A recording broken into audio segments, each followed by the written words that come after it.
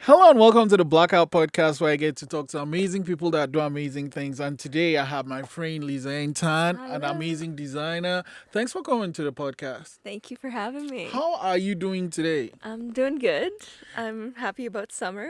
So- Soaking it all up. Yeah. Okay, so let's start with what was the last thing you worked on? The last thing I worked on was some design for Pavia, the cafe that's here in downtown. Oh, like the one in the library? Yeah. So they have two locations in the library, and there's also some in Heron Cove and the Art Gallery of Nova Scotia. Oh, nice. Yeah.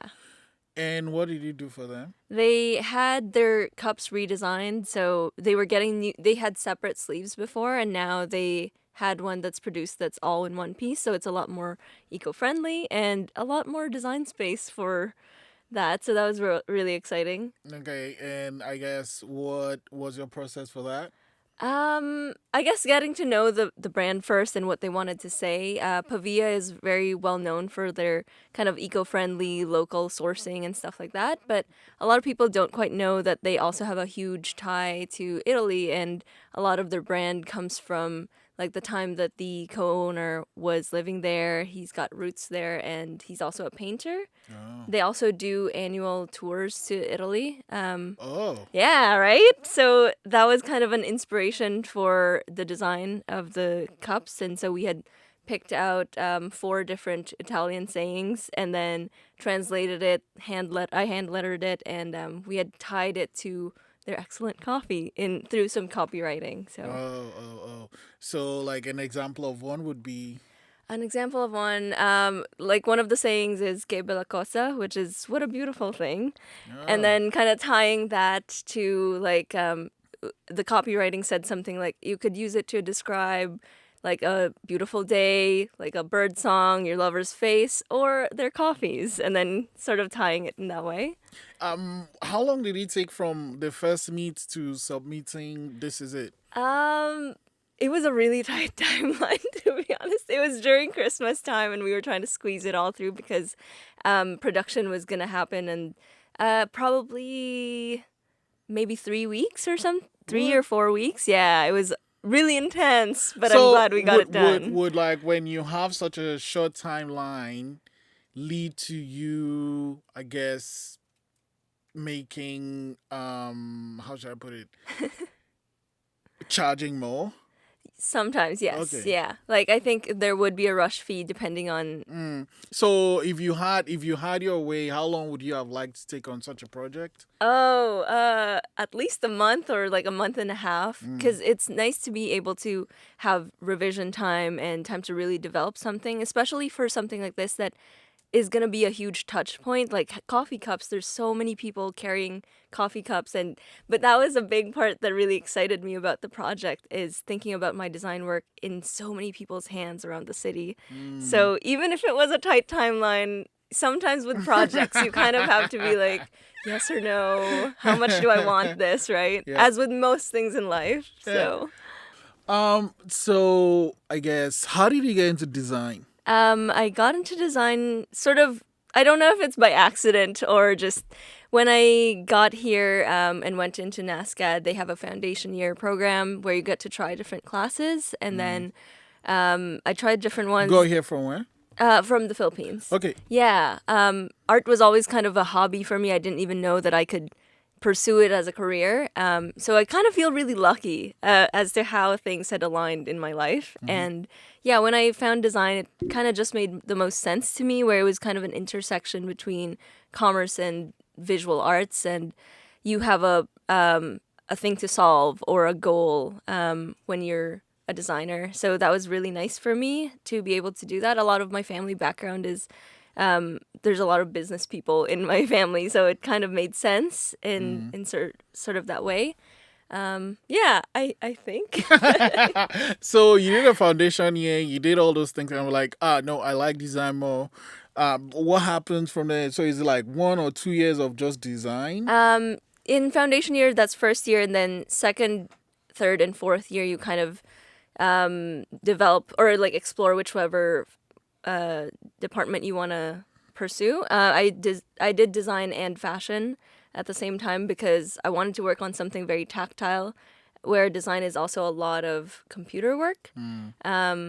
Yeah, as you can tell, I kind of like to dabble on many things. So, like, have you done fashion at all? After university, not as much because there's not a lot in Halifax. I did work with one of my classmates, Maggie Jane, as her studio assistant for one of the summers, but I haven't really pursued it as much as graphic design work. I think I knew graduating that maybe that would be more of my realm.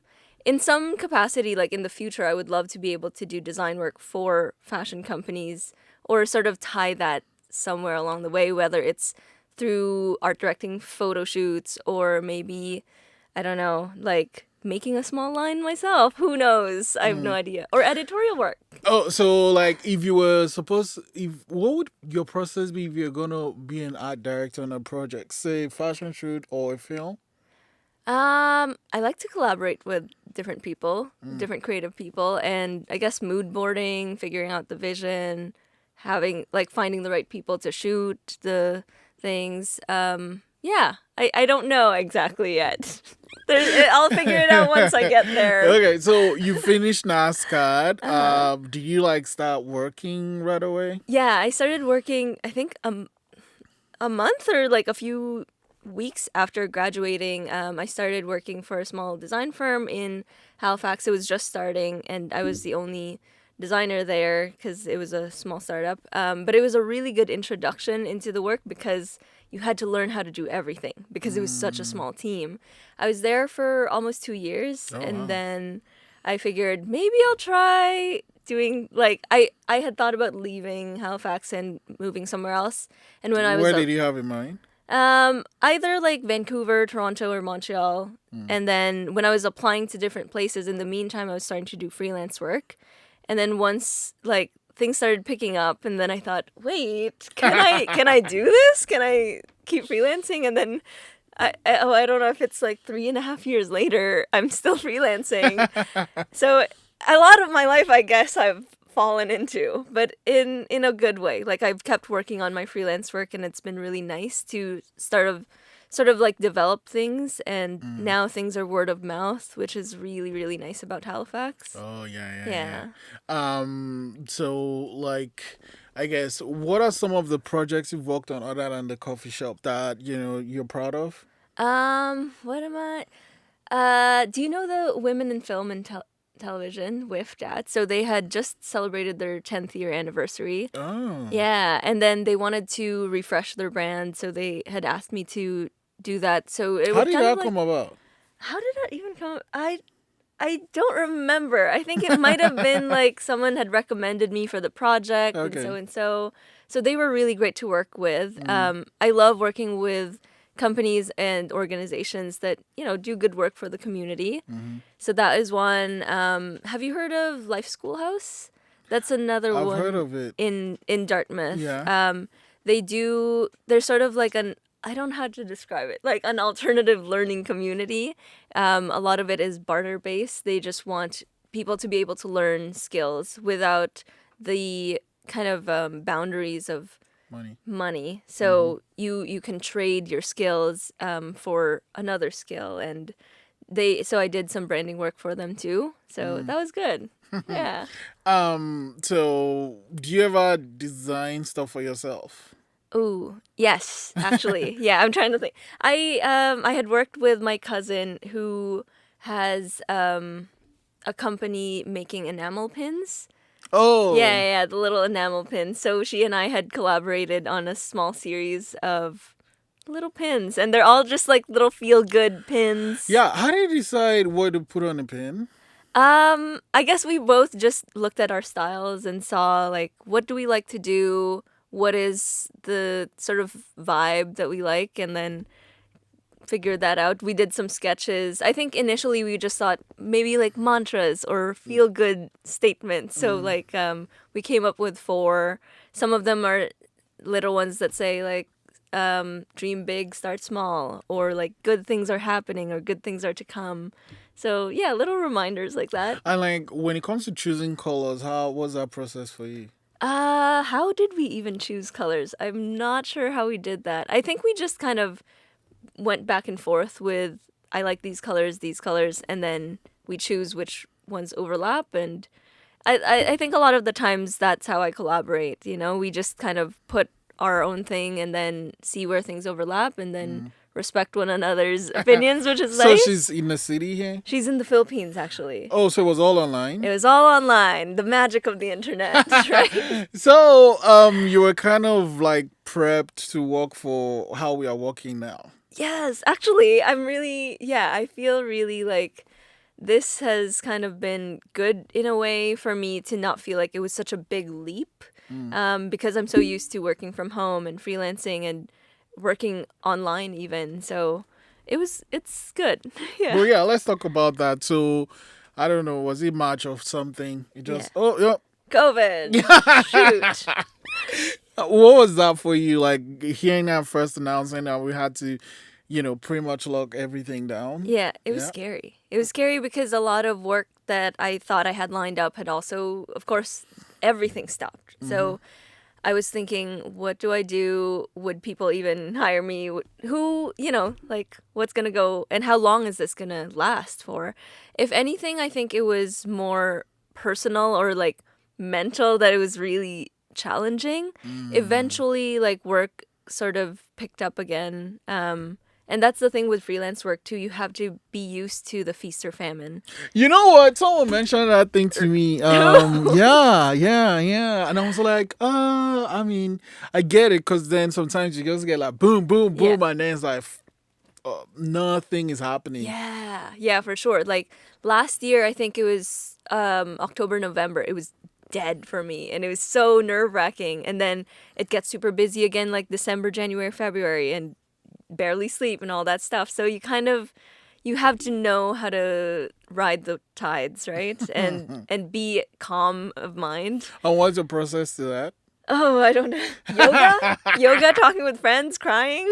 Like, there's a lot of that. I have to regulate my emotions quite often. So yeah, talking about yoga, one of the things you put up on your Instagram is like the My walls. chalkboards. Yeah. I love doing those. So, I also do some chalkboards around the city, and I think Modo Yoga, where I practice, is one of the places that I really started. I had gone on a yoga retreat with some of the people there and had mentioned to the owner, like, if you ever want some artwork there. So it's been really nice because it's been a way for me to develop my lettering and illustration work almost monthly. And then I do it as a trade, and to come up with a new design every month too is a good challenge. That was gonna be my question. What was the process for that one? Like, do you have a list of words and then, or Not even. Sometimes it's just like, what do I feel like at this time? Or like something relevant to the world right now, right? Like the board right now says, home is not a place, it is people. So where we're all kind of trapped at home and stuff like that. And the importance of a yoga community is such a big thing right now. And yeah, so I try to do something that's relevant, and then also what am I inspired with lately in terms of, do I want to try this style of lettering or this style of illustration? And they're really wonderful about, you can do whatever you want. and that's the So- other thing. So that's our freedom. How do you narrow it down to what you end up putting on the wall? Oh, yeah, I don't know. A lot of good design happens in the editing process too, right? So sometimes I just start with a really broad idea, do a bunch of sketches, and then I think a lot of it is instinctual. Like, does this feel finished? Does this feel like it's too much? What do I take out? So I don't know how to answer that specifically. So how do you do it exactly? Because someone, and this might be just graffiti or whatever, like they kind of project the thing on the wall and then paint it or spray it or whatever. Is that how right. you do it? No, You literally just do I just it. do it. Do you like draw? What do you do? So What? so that's a wall. Yeah. And then you get your chalks, and then what? So I usually start from a sketch from paper, and then I know the general shape or dimensions of it, and then I just start The dimensions there. of the wall and the letters and Yeah. Like I would know, is it more vertical? Is it more horizontal in the ratio of it? So I would draw it on paper. And then when I transfer it to chalk, I would mostly start with like probably a central line, vertical and horizontal, and then go from there. do you use like a ruler or what? Not really. how, I do you, just how do you most make of it life all I bend? wing. Like, I just wing most of life. I don't know. I tried the projector method before, but I found it really tight and limiting. I found it a little frustrating because it's so, I don't know, linear. Whereas a lot of my illustration work and lettering Are is you left-handed? yes. Oh, That's okay. yeah, that's why I keep doing this. Yeah, so I kind of sometimes I start from a sketch and it's really loose, but once I get to the board, I add more detail and it's everything is instinctual. I don't know exactly how it's going to turn out until I'm there, and then does it feel like it needs blue? Does it feel like it needs more stems in this flower or something? So I start with a loose idea and then transfer. It's a lot of trust at the moment of like, will I know what to do? But you've done like every month now for how long? Probably 3 years. Yep, that's like over 30, I guess, something like this. Yeah. And I'm really thankful for the opportunity because I feel over the years I've gotten more comfortable with it too, and more like my ideas are flowing a lot better and I get more confident in my skills, and it is because they've allowed me to have this space to practice and space to try different things. How long does it take to do it? Oh, probably around 4 to 5 hours. Do you go straight or? Yeah, often. I try to. But sometimes if I can't, I would maybe do the basic outline and then go back the next day if it's too late or something. I've like that. never been to this place. Is it like right once you get in and it's right there? Yeah, or- it's right there in the So entrance. what happens if you don't finish, like when you just do the outline and stuff, like I just leave. No, I try if I do that, it's because it's probably really late in the evening and then Oh, I'm okay. back the next morning, so I don't leave it hanging for too long. But Okay. the yoga community is super nice, so they're not really like judgmental of like, who's this chick that just left this half done? Okay. You do the design thing, and do you do any other things? Like in terms of creative stuff or No, just in general. I guess yoga. I like to go on hikes. I see my friends. I don't know. Yeah, like normal. Oh wait, people I know what. So you also take photos of you like in planes and stuff. Oh yeah. So like Are you asking my other career? Okay. yeah. Yes, I'm a flight attendant in the winters. I work for an airline that flies seasonally. So yeah, that's so funny that I didn't even think of it. I didn't know what that question meant. Yes, I'm a flight attendant, and Yeah. as a kid, actually, I really wanted to be a flight attendant Why? before I knew anything about design. I don't know. I'm just fascinated by travel and planes. The aviation industry is so fascinating. Like, if you What think way? about all the things that have to align and come together, all the systems for a plane to even get off the ground, it's incredible. Like, the maintenance, the catering, the logistics, all the booking people, it's just, I think that's the very like logical side of my mind that's super fascinated about it. And so being able to pursue that career as well in the winters has been really nice. Also, as a freelancer, I work by myself a lot. So flying in the winters has been nice because it's a very social job. Try like greeting people, like 189 people over and over and over again. But it's good. I really like How it. did that come about? A friend of mine from art school started working for the same company, and we were talking one time. Oh, sorry. And I said, "Oh, like that was my childhood dream to be a flight attendant." And then she said, "Why don't you apply? It makes sense because like the winters can be kind of slow for design work too." So it worked out. I did an interview, a bunch of interviews, and then when we got accepted, did some training, and then started flying in January last year, 2019. Yeah. What does the training involve? Oh, training involves mostly, like, probably 4/5 of it is all safety training. The last week is service training. So it was a lot more intense than I ever could have imagined. You also jump out of the thing and You jump off the slide and all that stuff. You do fire drills, you do swim training. Basically, you talk about like every possible scenario that could go wrong, all the protocols. Do they light fires and stuff? Yeah. Wow. And it's fun. It's high adrenaline, but it's really good. And you have to learn to work as a system and really trust your fellow Do they crew ever members. train you how to deal with rude passengers? Not really. I guess that's more of your own discretion. But I think when they choose people to, to hire, they would also gauge your personality and stuff like that. And I think one of the things that I remembered from that interview was like they were saying, what are your personality traits that you think would be good for being a flight attendant? And I had answered, I think, being observant and empathy, and being a good listener, which those two things are, I think, strong personality traits for designers as well. And that's where it overlaps really nicely, I think.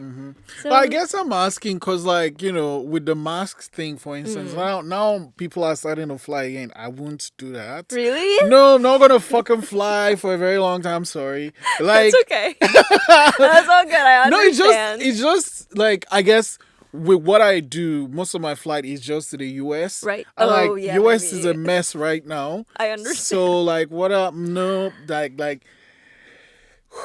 yeah. Anyway, Don't so risk it's just that on the internet, almost every day you get a video of someone's I'm not gonna wear a mask and stuff, and it's policy now, right? Right. Yeah. What would I do in that case? I don't think you could even get on a plane if you don't wear a mask. Oh, You know, okay. sometimes rules are rules. You can't really bend it. Probably if you're on land and you don't wear a mask, okay, you can get away with it. But on a plane, there's very specific rules. So, yeah. And so what are some of the things you love about that job? I like that it's very social. I like the idea of, a lot of the times you don't meet your crew members till the day of. So there's a lot of people come from everywhere. A lot of your crew could be from a different base, or sometimes there's just so much different scheduling and logistics. So that has to happen. So it's mostly to South America. What Yeah. countries do you fly to? We fly mostly to South America, the Caribbean. Oh no, yeah, and Central America. Where else do we fly? Yeah, Bahamas, stuff like that. It's good. It's nice. And what's the process? So you fly? Do you fly there and I fly right back, or do you get to spend time there? It depends. A lot of the flying is just a turn, so you go there and then you bring people back the same day. So it's a very long day, probably 12 hours.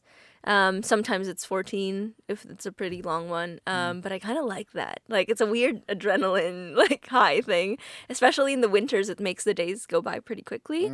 But there's also days where you get to have layovers, which if you're really lucky, you get good ones, and you get to have a beach day in the middle of the winter. So what would be a good layover?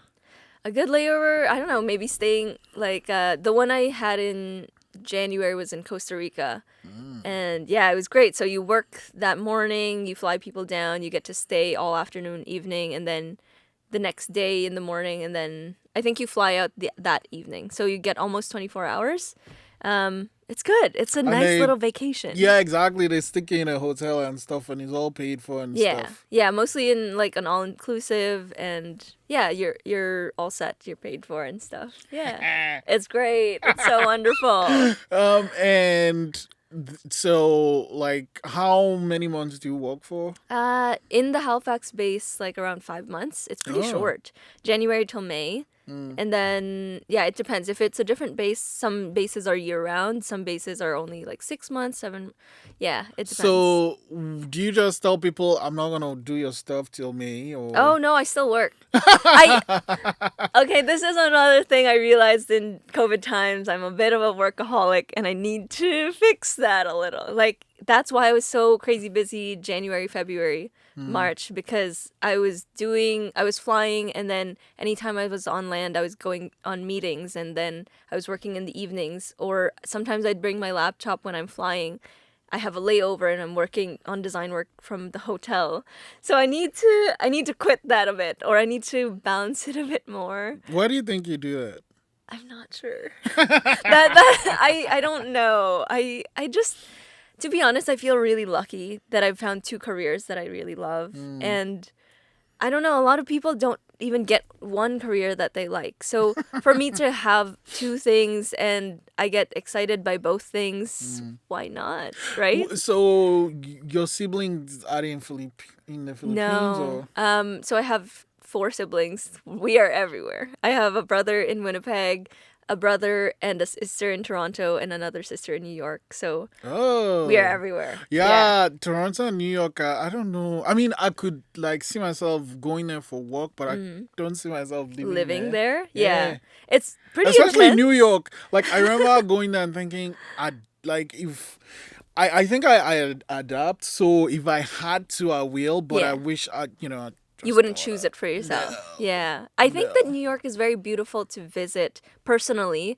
And I think for a lot of creatives, people always say, oh, go to New York. That's how you get, really pushed. But it also depends on your personality. Exactly. Yeah, Yeah. I'm too laid back for that, man. I remember staying at Times Square. That place Okay. is Yeah. crazy. It's intense. Yeah, yeah, no, no, nope. Anyway, so you do the design thing, you do the flying thing. What? I, I have a feeling I know the answer to this question, but like, what are the other than yoga? What are the things you do for yourself when you want to just relax? Uh, just go see friends, I think, or go to the beach. Like I've been trying to really go to the beach as much as I can this summer. We're so lucky being here in Nova Scotia to have quick access, or go for a hike, just be in nature. It makes such a big difference to be able to just turn your brain off a little bit. Yeah. But like, how good are you at turning your brain off thing while you're doing all those things? Not great. If I'm being honest, I'm not great. My brain is always working constantly. Are you currently working on any design work now? Yes, I'm doing some branding work for a, like, I don't know how to describe. It's a yoga business. For it's like trauma informed, yoga practice. Oh, Yeah, oh. yeah, it's really interesting. The guy that is starting it, had served in Afghanistan, and he came back with some trauma and stuff like that. And yoga has really helped him sort of reassimilate into the community and heal those traumas. And I think it's really wonderful that he's now starting something that would help fellow first responders and veterans. So I'm doing some branding work for him. It's still really new, and we're figuring out. I hope I do it justice. How long is it gonna take to finish? Do you know? I'm not sure yet. I'm presenting like the first round of ideas to him this week, so we'll see. Wait, so I come to you, I say, I want to rebrand Blackout Podcast. What happens? We would have a meeting. We'd talk about what is your vision, why do you want to rebrand, what do you feel like is the direction you want to move it towards, what is wrong with it, what do you want it to be, too. And then I guess I would do some brainstorming, some sketching. Also thinking about like, are there certain styles that you like or are drawn to versus ones that you don't, and why? It's kind of like an interview in many ways. Like I try to figure out what your reasoning is for things. Then I go back, do some ideation, drawing, research, maybe mood boards, and then I come back to you, present some of those, and we see like our directions aligned. And then I do some, maybe like I often do 3 versions of a logo or different ideas, and then have the client pick which ones they like best. Maybe we combine certain things, and then we think about color schemes, typography. Yeah, how to best present your new brand in a way that you want it to, like the direction that you want it to. So how would you define a brand? Oh man, that's a big question. I don't know. A brand, I guess, is how you want to show or communicate yourself to the world as to what your service is or what you're providing, what you're saying to the world, whether you're a product, a service, or whatever it may be. Your brand is made of different things. It could be your logo, your tone of voice, your colors, your commercials, your packaging. It's basically everything. You as a package. What are you trying to say to the world? Is how I would say. I would Cool. describe that. Okay, fair enough. I'm gonna end with a really easy one. Okay, I cool. mean, you're lucky, like you say, to be doing the things you love, right? But what advice would you have to someone that's doing the opposite for whatever reason? So they're in a job they don't like, and then they want to pursue something they like, what advice would you have for that person? – trust yourself and take the leap. Take the leap. Life is short, man. Life is too short to be doing something you don't want to be doing. And, there's always risk in everything. There's also risk in staying the same as like what your life is exactly now, knowing that you could be doing something else that you would love more, right? Isn't that also a risk? Staying small. So I don't know. I guess that would be, trust yourself and do what you got to do. Jump! Take the leap. Yeah. Thank you so much for coming in. Thank Lizane. you so much for having me. This is wonderful.